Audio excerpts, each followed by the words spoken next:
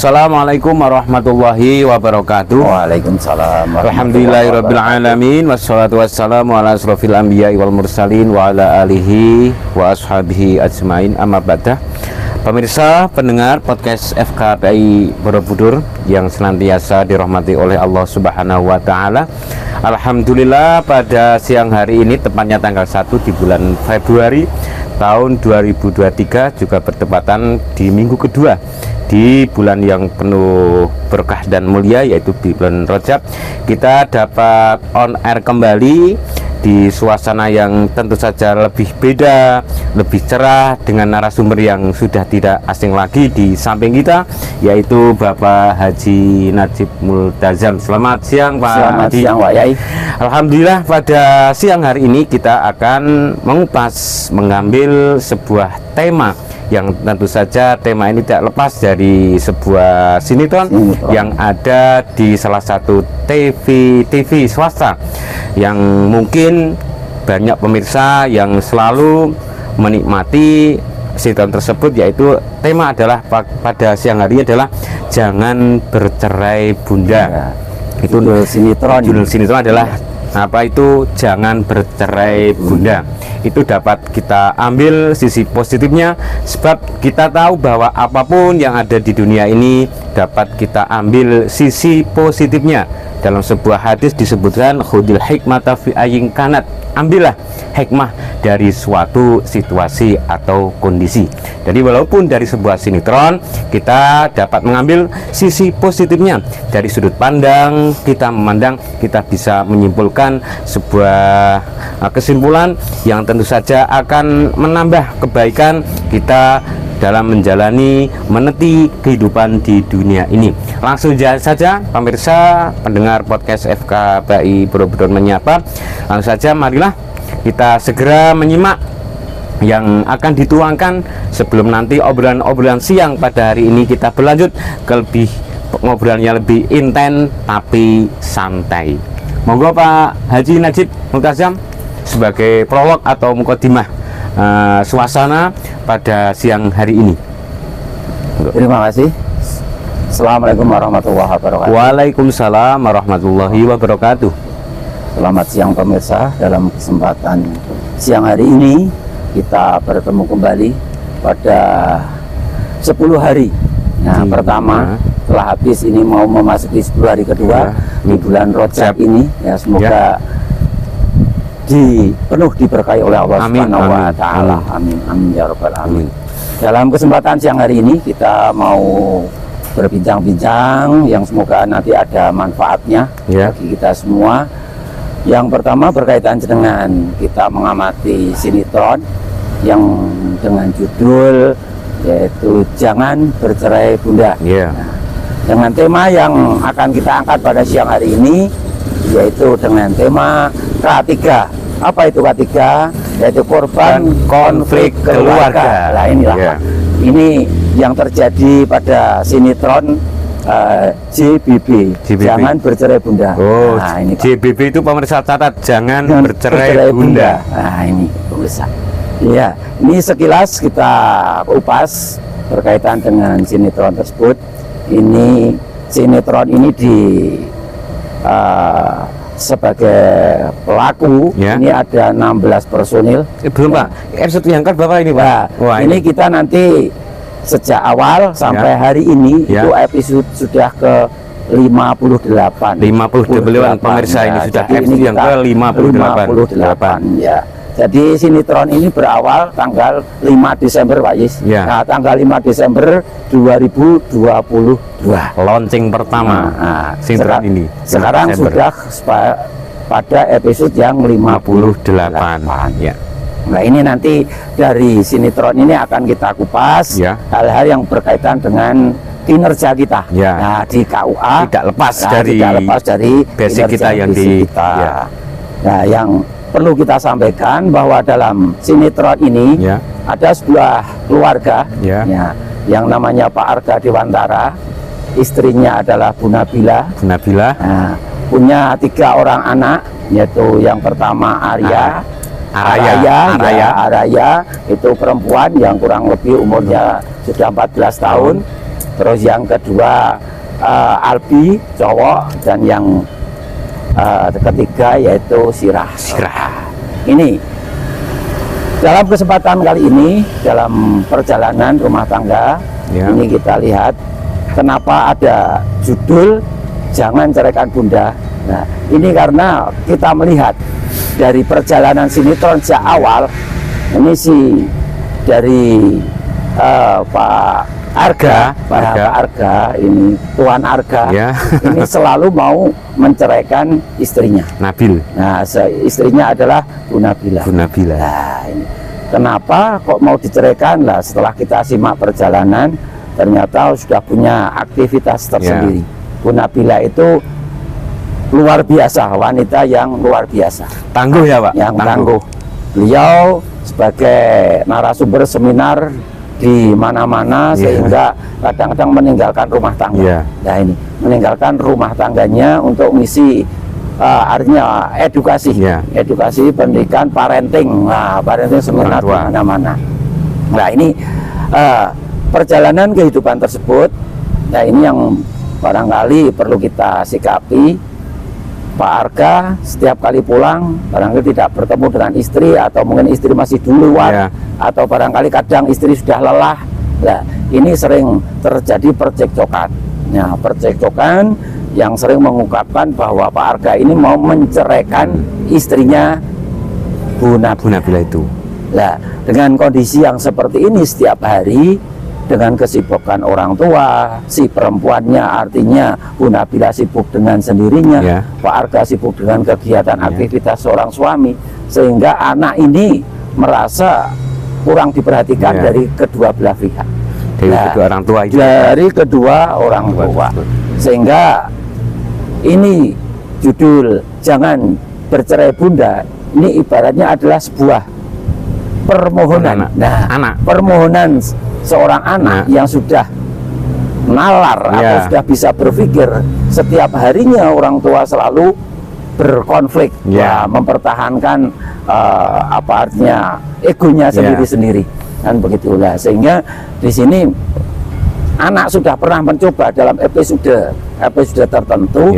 Arya ini mencoba sering sekali tidak masuk sekolah, sering bolos. Nah, terus suatu ketika masuk di sebuah mall. Nah, sebuah mall dia melakukan aksi. Dalam di bahasa kita ya ngutil itu. Ngutil. Barang yang diambil tidak seberapa. Ternyata dia mempunyai aksi ataupun dalam bahasa protes untuk mempersatukan kedua orang tuanya. Gitu loh. Kedua orang tuanya, bagaimana orang tuanya itu antara Bunda Nabila dan ayahanda Arga ini bisa saling ketemu. Karena apa? Karena si Arya ini terpantau oleh CCTV, akhirnya dipegang oleh satpam, dimasukkan di satpam, orang tuanya dipanggil semua. Nah, ini jadi ini merupakan aksi ataupun protes. Nah, ini protes seorang anak, ekspresi anak korban, korban dari konflik orang tua yang artinya memegang prinsip egonya sendiri-sendiri.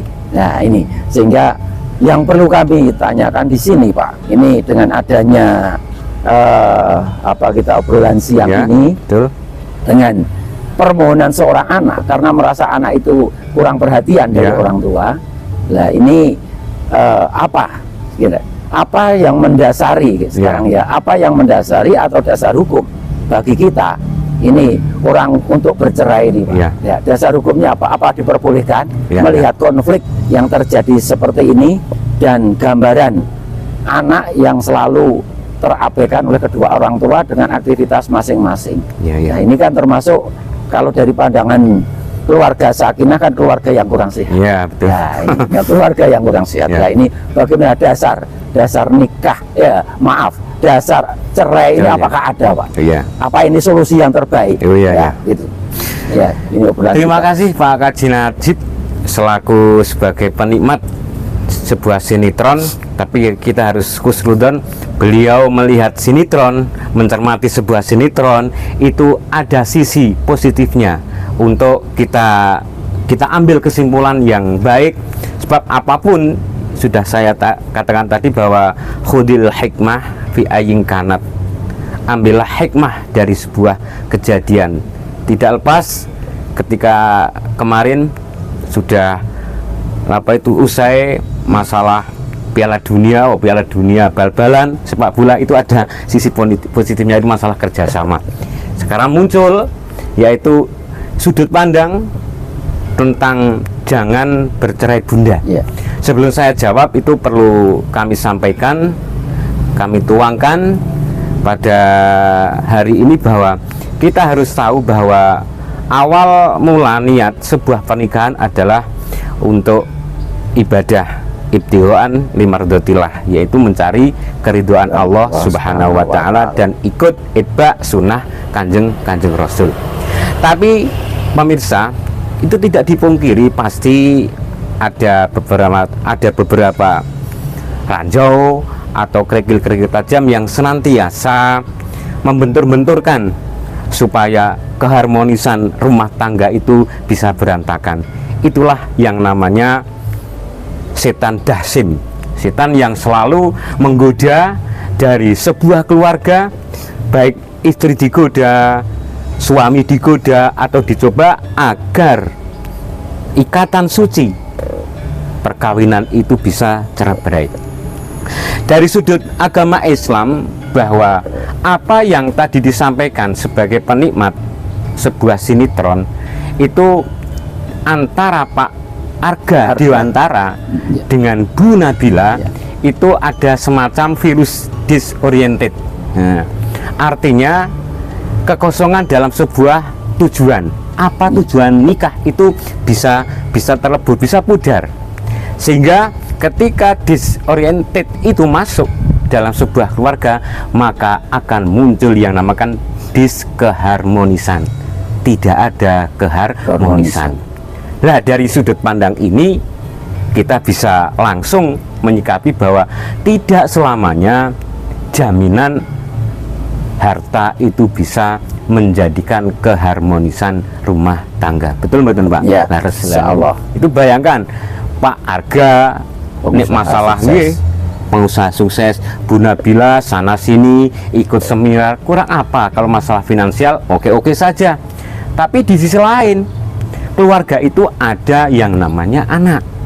Ketika anak tidak diperhatikan dengan kesibukan orang tua, juga bisa membuat sebuah demonstrasi atau eksperimen.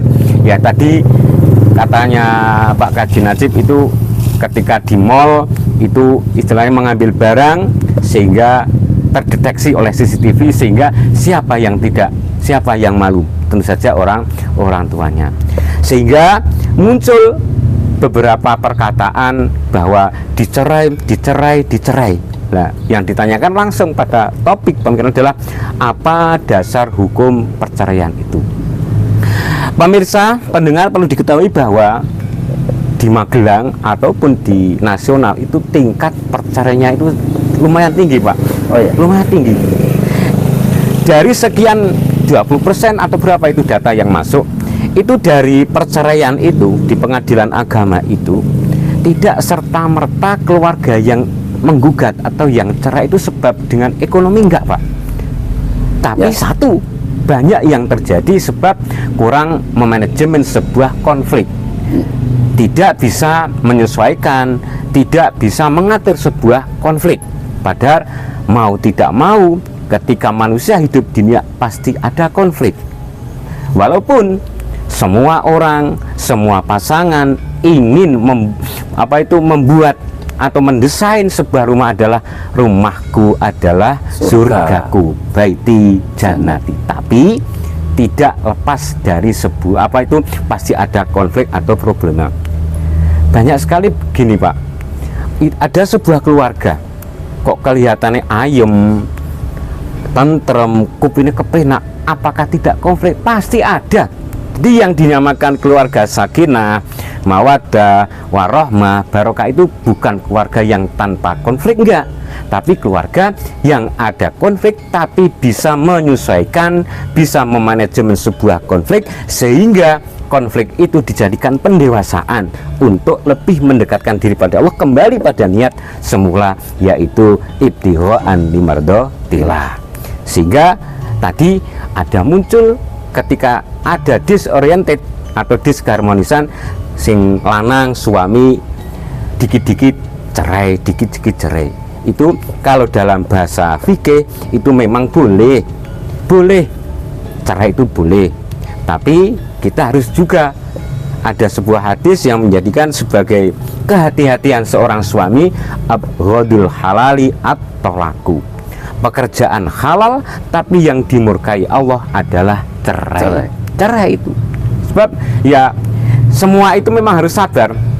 Saya analogikan, Pak, ketika sudah masuk dalam rumah tangga, itu ketika sudah 1-2 tahun, apalagi ini tadi Pak Arga dan Mbak Nabila sudah mempunyai anak 3 ya, 14 tahun perkawinan. Itu artinya sudah bukan waktu yang sebentar itu, Pak ya. Tapi ketika itu tidak memegang pada niat awal semula, niat ibadah kepada Allah, itu pasti banyak godaan-godaan, sehingga korbannya adalah anak dan anak dan anak. Anaknya 3. Nah, dalam bahasa fikihnya, seorang suami terlalu cepat mengucapkan cerai-cerai itu boleh, itu dan sah saja. Artinya kalau dalam bahasa fikih ini, berhati-hatilah ucapan-ucapan kepada istri, baik itu ucapan yang tidak mengandung cerai, apalagi mengandung cerai.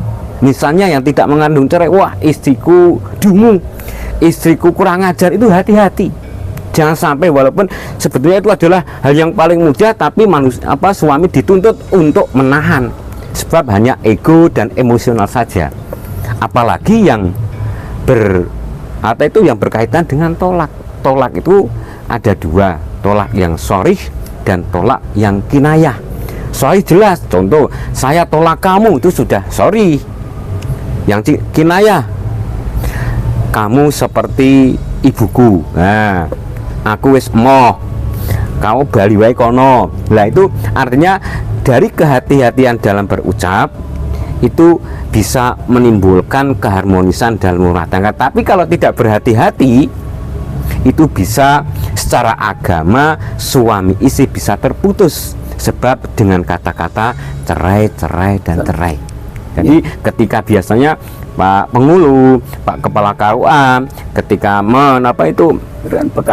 memberi pembekalan, dan ketika atau akan qabil tunika sihot itu sering wanti-wanti jangan menuruti emosional saja ketika sudah menjadi suami.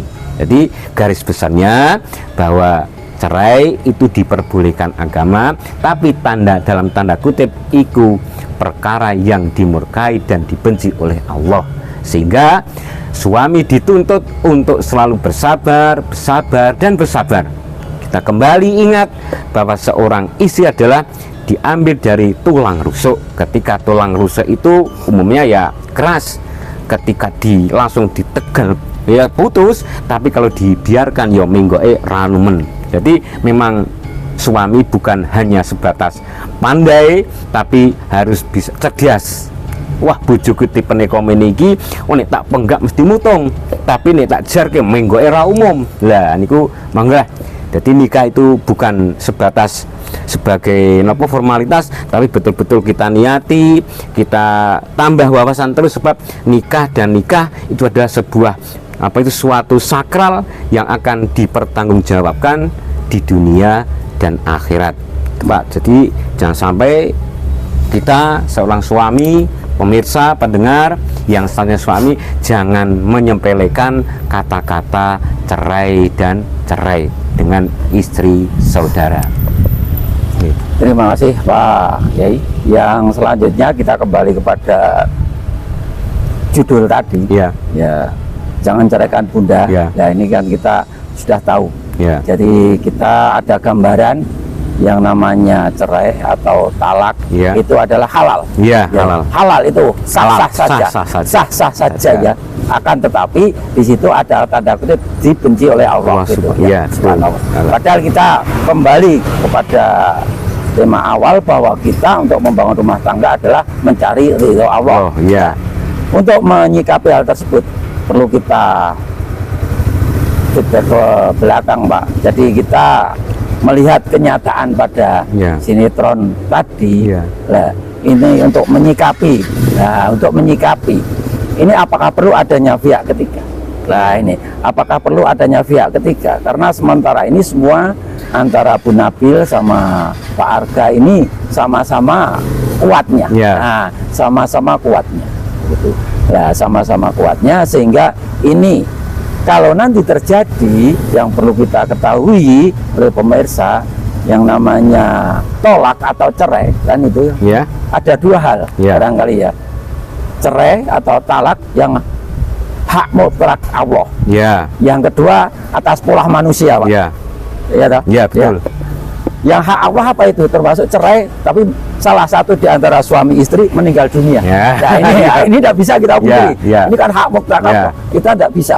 Mau apapun yang Ya. disahkan, kita tidak bisa untuk Ya. dipisahkan. Tetap harus bisa. Ya. Apapun caranya, entah kematian itu dengan cara tidur langsung Ya.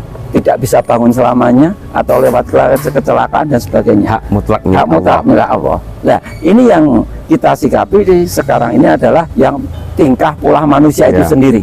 Nah, ini juga ada dua hal Ya. yang perlu kita sikapi dan perlu ketahui bahwa yang namanya talak secara administrasi adalah ada dua, yaitu talak atau cerai dengan cerai gugat. Ya. Nah, cerai gugat itu yang mengajukan perceraian adalah seorang wanita. Rapak ya, Pak. Ya, rapak, Rapak seperti itu bahasa ya. Arabnya rapak. Sedangkan dalam bahasa administrasi kita adalah cerai gugat. Gugat. Ya. Terus yang kedua adalah cerai talak. Talak. Nah, ini yang mengajukan adalah dari Suami. pihak suami.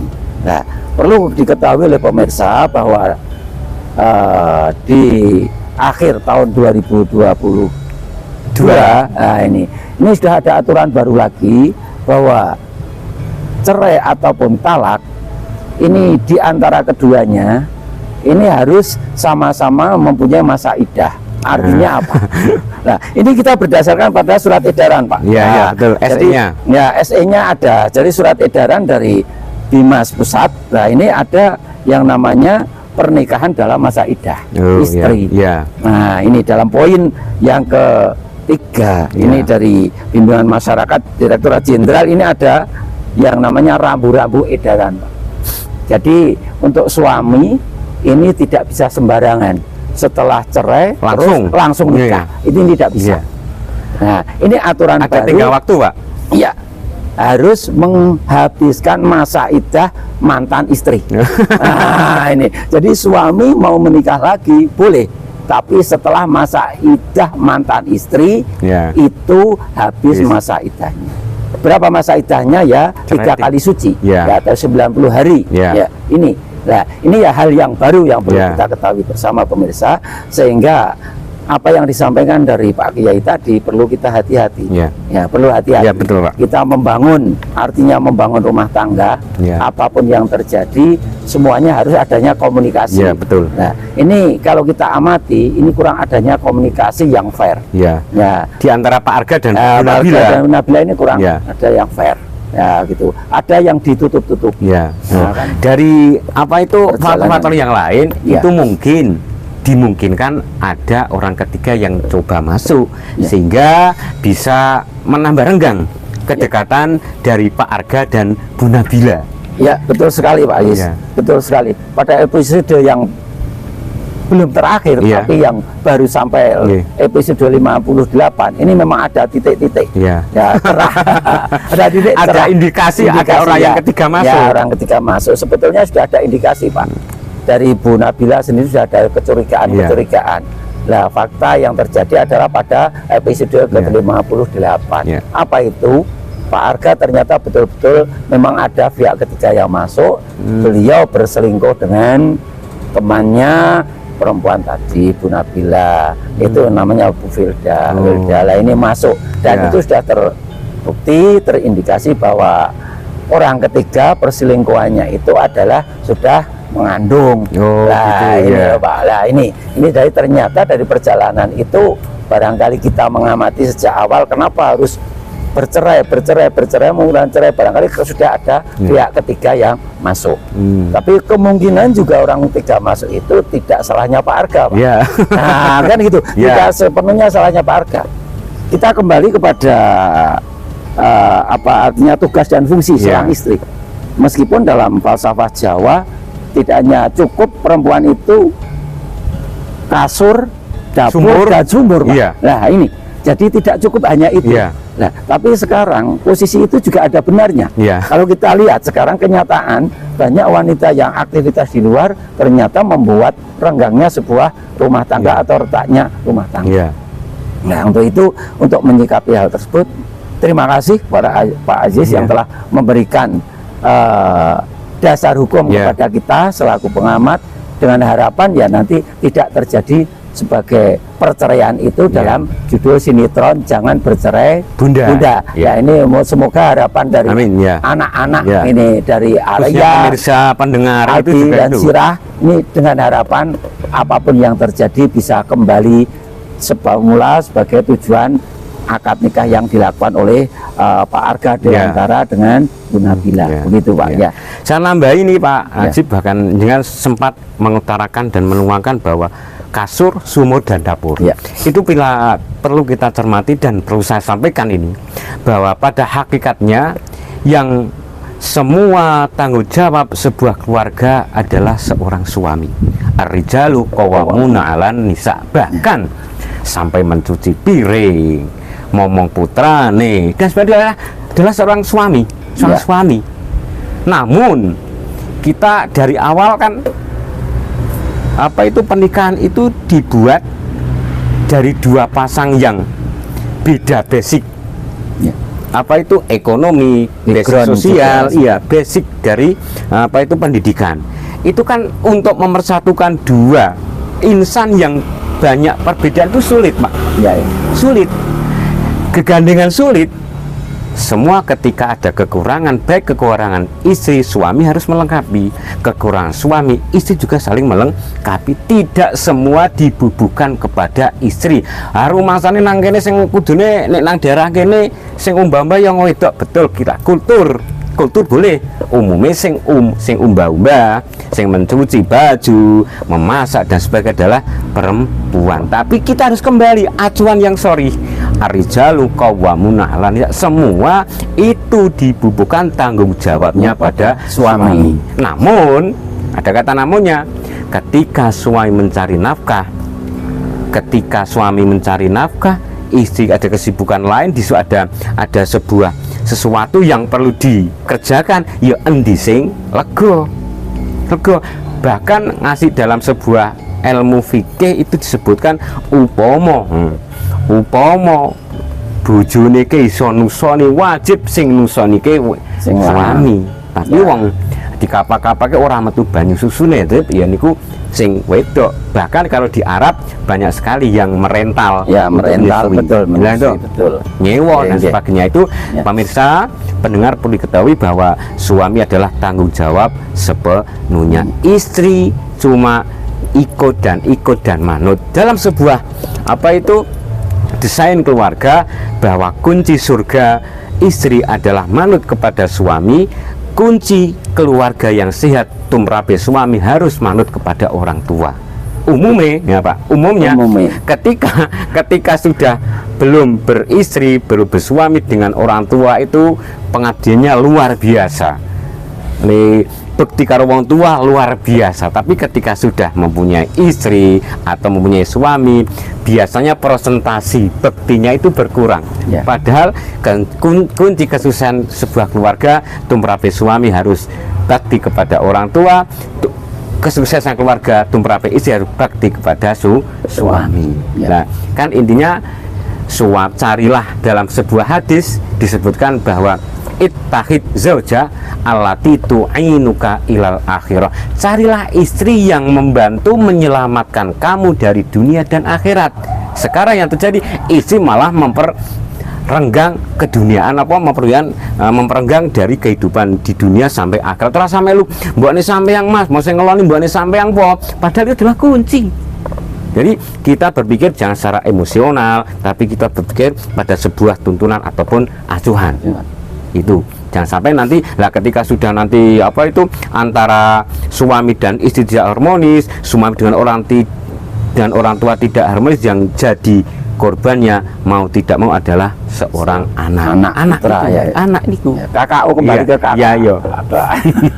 Kembali ke ketiga ini tadi. Korban konflik keluarga. Ini bersumber pada suami dan istri yang kurang saling menyadari posisi masing-masing. Posisinya masing-masing. Begitu Pak. Ya.